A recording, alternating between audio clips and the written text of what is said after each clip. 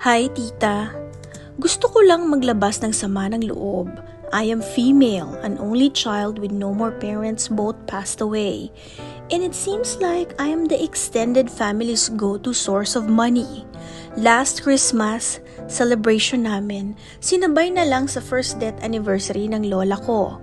Dumating ang uncle namin and other extended family members tapos halos lahat sila lumapit sa akin para humingi ng pamasko. Buti sana kung inayos pa ang paghingi, pero itong uncle namin na tagal ko nang di nakita, bigla na lang nagsabi ng pamasko ko, asan na? Na para bang may pinatago pa siya sa akin. Sa harap ng ibang bisita, ang sabi ko na lang, wala, and tried to ignore him. He asked again and a while after, nag-butt in ako. Nasa na yung pamasko ko? Ikaw uncle ko, diba? So in a joking manner, tapos sabi niya, bakit? Ikaw ba nagpasok sa akin dito sa trabaho? So he's implying that he's the reason why I am able to have my job. Uniform personnel po kasi ako. Siya daw ang kumausap doon sa pinapasukan ko at part din siya ng same agency. Ang kapal lang talaga ng mukha. So konting backstory lang tita, family ko kasi halos lahat uniform personnel. So bali third generation na ako and my dad and lolo were well-respected officials. Hindi ko alam kung ilusyonada lang talaga ako pero I am positive that di ko naman talaga kailangan ng tulong niya para makapasok. And ever since nakapasok ako, yun lang talaga yung lagi niyang binabato sa akin kasi siya daw ang nagpasok sa akin. So ngayon parang obligado na ako na magbigay sa kanya ng pera whenever he asks me. So for the first 2 years in the job, bigay lang ako ng bigay pero ngayon wala na. I choose to draw the line.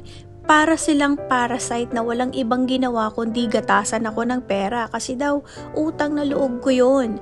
Buti sana if naging mabuti sila sa akin pero never. Wala silang ambag sa pagpapalaki sa akin and sobrang toxic talaga as family members.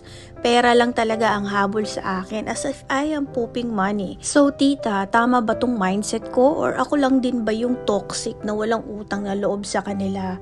Minsan kahit ako nagda-doubt na rin sa sarili ko kapag nai-encounter ko sila every gathering. Hi sender, salamat sa iyong na-share na liham. May mga taong mahilig gamitin ang salitang utang na loob para makontrol ang iba. Pero ang tunay na utang na loob ay hindi hinihingi at lalong hindi ito paniningil na paulit-ulit.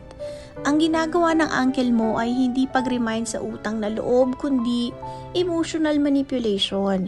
Ginagamit niya ang isang maliit or even questionable na pabor para may lifetime access siya sa pera mo. You know what? You're not toxic. You're finally setting boundary. Minsan kasi kapag buong buhay natin sanay tayong tumanggap lang ng utos o ng guilt, pag sinabi nating hindi na, pakiramdam natin tayo yung masama.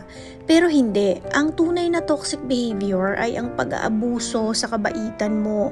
At sa totoo lang, hindi mo sila kailangang gantimpalaan ng pera lalo na kung wala naman silang naging papel sa pagpapalaki o pag-aaruga sa'yo. Kung ginagatasan ka nila ngayon tapos gini-guilt trip ka pa, hindi iyon pagiging pamilya, iyan ay pagiging entitled at abusado. May karapatan kang protektahan ang sarili mo emotionally at financially. Hindi mo obligasyon maging ATM ng buong angkan, especially kung ikaw na ang nangungulila, ikaw pa ang inaasahan.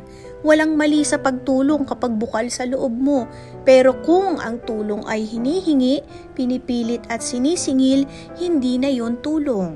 Malaking utang na ang tingin nila sa'yo at hindi na buo ang respeto nila sa'yo bilang tao. Tungkol naman sa uncle mo at ang pinasok kita sa trabaho line, let's be real. Even if he gave you a recommendation or made a call, that does not mean utang mo sa kanya ang buong buhay mo. You worked hard, you passed the requirements, and most of all, you earned your position. Kung talagang siya ang may power, bakit di niya mapalakad ang buhay niya ng maayos? Bakit kailangan kanyang perahan? At hanggang sa muli, ito ang inyong tita na nagkikwento. Follow for more.